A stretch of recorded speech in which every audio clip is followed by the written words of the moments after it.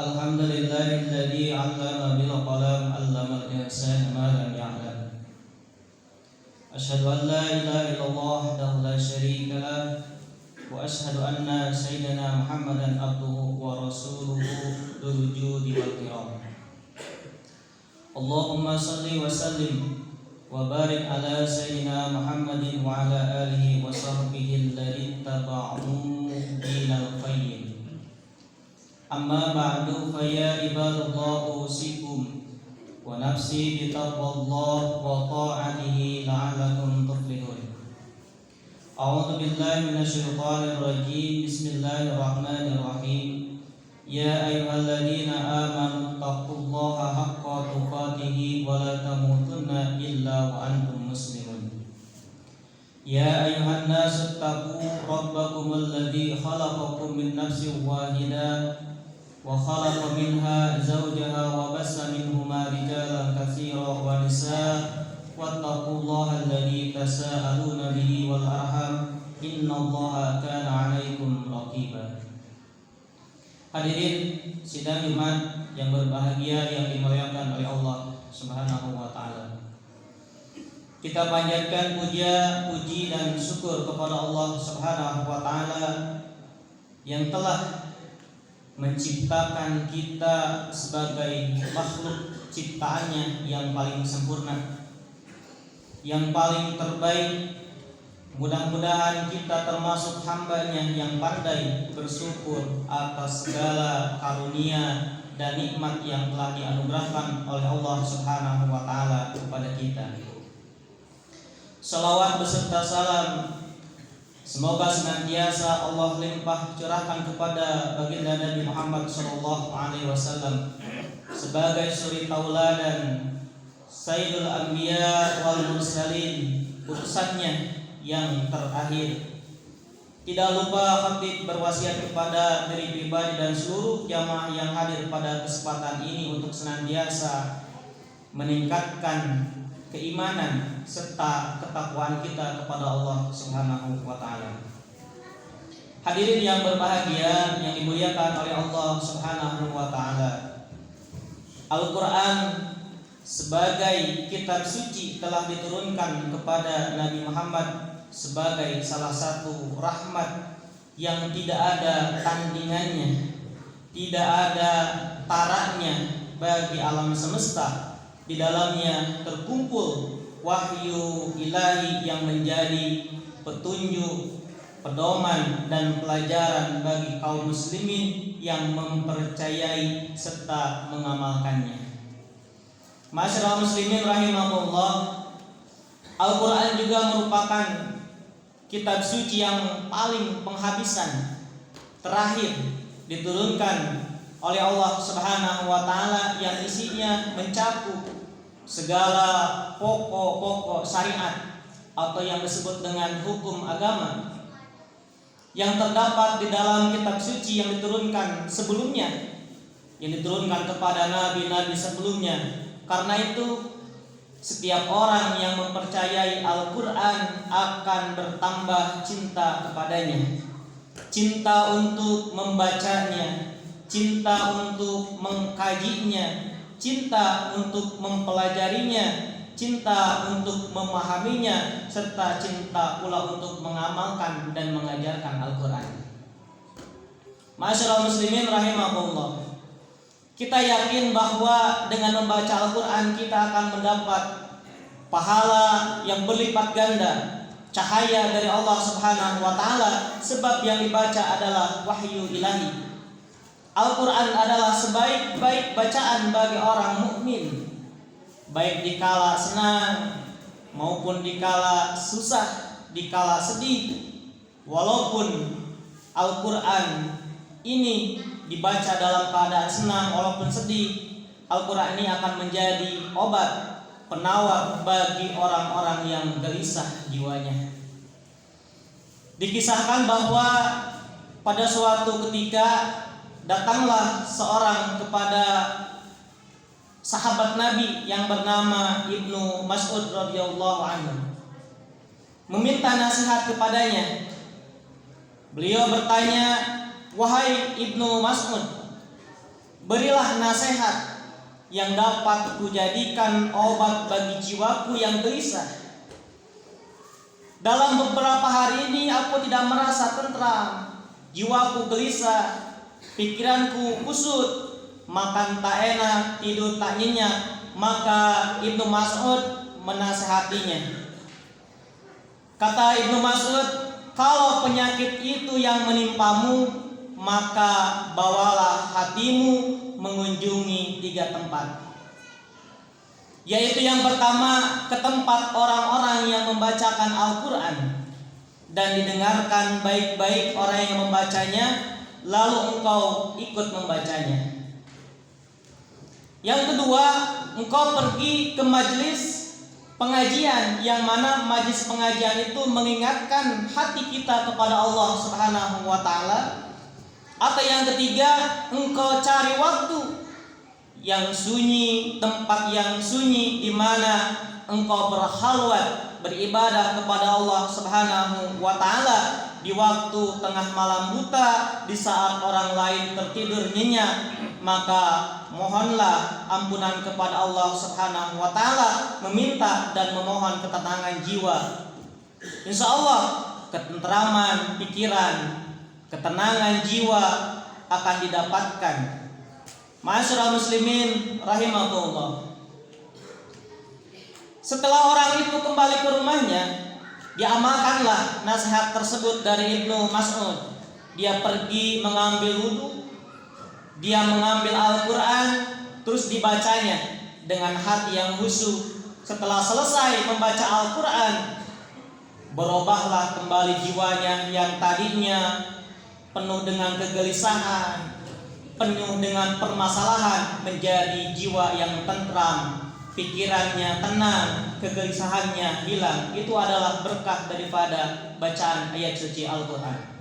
Sidang Jumat yang dimuliakan oleh Allah Subhanahu wa taala, tentang keutamaan dan kelebihan membaca Al-Quran, Rasulullah sallallahu alaihi wasallam menyatakan dalam sebuah hadis yang diriwayatkan oleh Bukhari dan Muslim, illa bisnataini rajulun atahu Allahul Quran bahwa yaqumu bihi ana al-laili wa ana an-nahari wa rajulun atahu Allahu malan fahuwa yunfiquhu ana al-laili wa ana an-nahar. Muttafaqun alaih.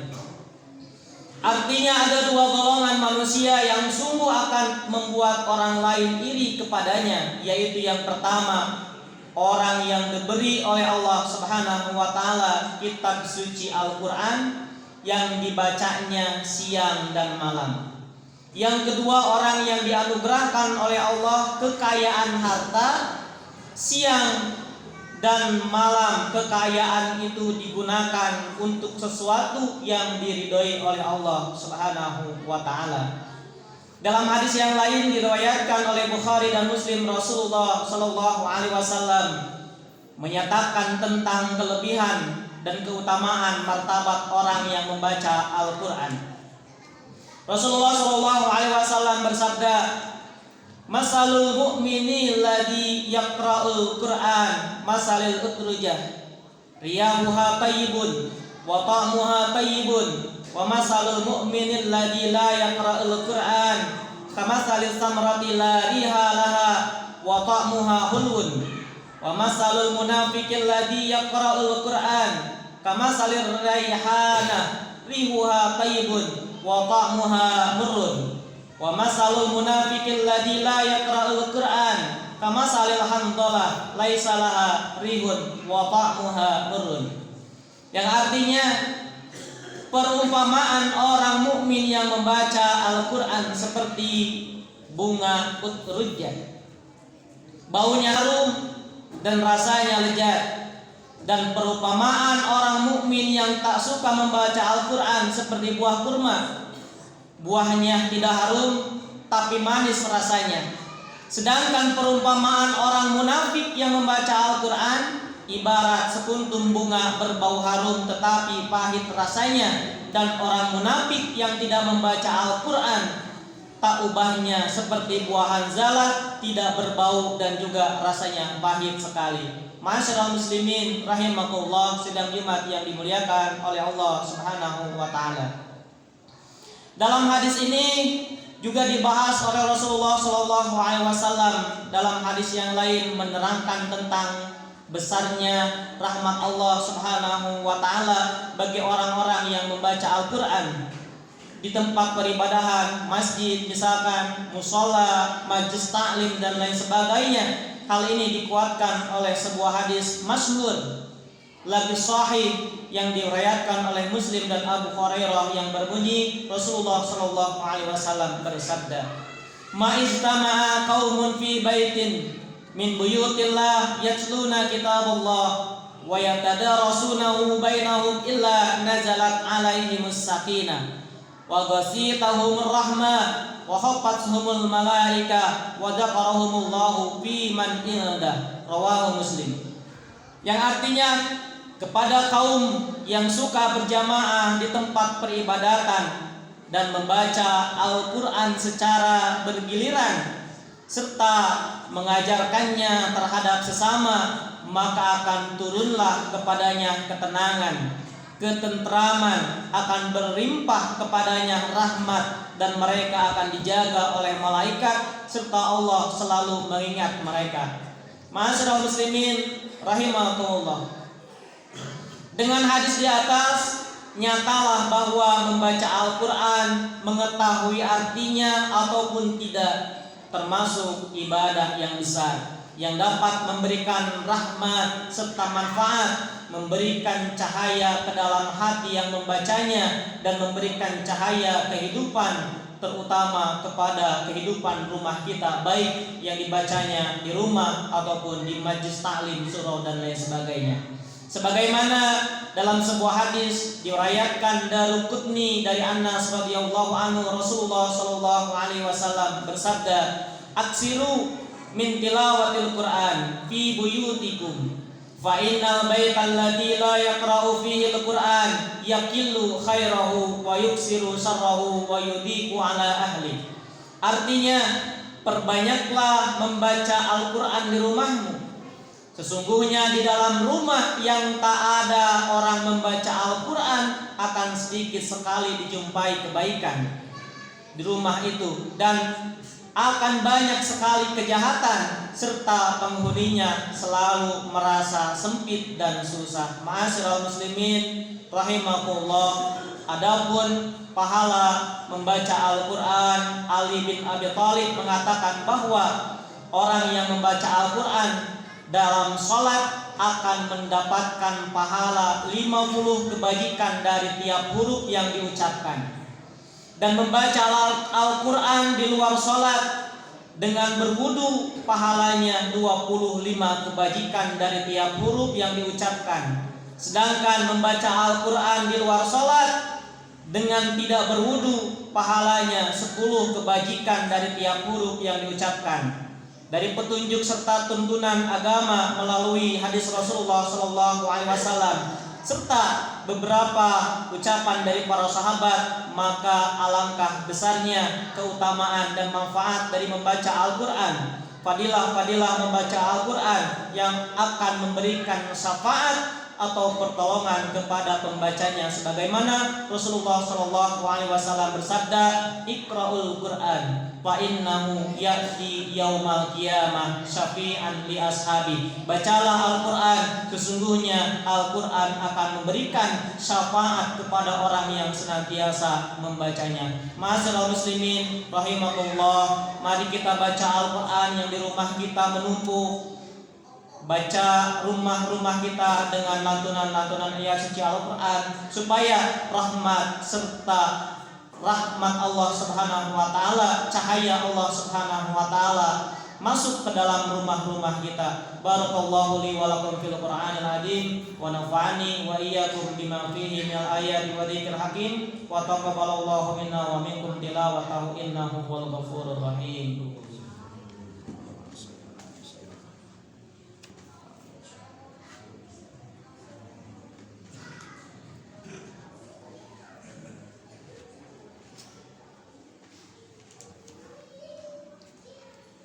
Alhamdulillahilladzi lahu ma fis samawati wa ma fil ardi wa lahul hamdu fil akhirah. Wa huwal ghaniyyul hamid al-mubdi wal mu'id dzul 'arsyil majid wa 'ala kulli syai'in syahid. Asyhadu an la ilaha illallah wahdahu la syarika lahul 'azizul hamid. Wa asyhadu anna Muhammadan abduhu wa rasuluh. Afdalu man da'a ilal islami wat tauhid.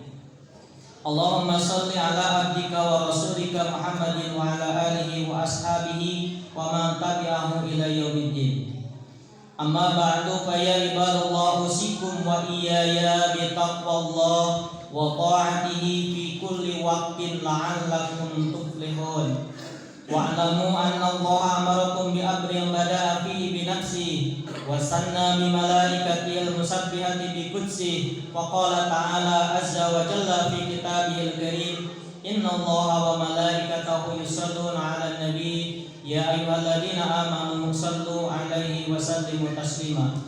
Allahumma shalli ala Muhammadin habibikal khairil khalqi sahibil wajhil karim wa ala alihi wa sahbihi ajma'in wardallahu ala arba'atil khulafa'ir rasyidin Abi Bakr wa Umar wa Utsman wa Ali wa tabi'ina wa man tabi'ahum bi ihsan ila yaumiddin warhamna ma'ahum bi rahmatika ya arhamar rahimin. Allahumma ighfir lil mu'minina wal mu'minat wal muslimina wal muslimat al ahya'i minhum wal amwat innaka sami'un qaribun mujibud da'awat. Allahumma aslih lana a'immatana wa man wallaitahu minal muslimina syai'an min umurina wajma' bainana wa bainahum birahmatika ya arhamar rahimin. Rabbana faghfir lana dzunubana wa kaffir 'anna sayyi'atina wa tawaffana ma'al abrar.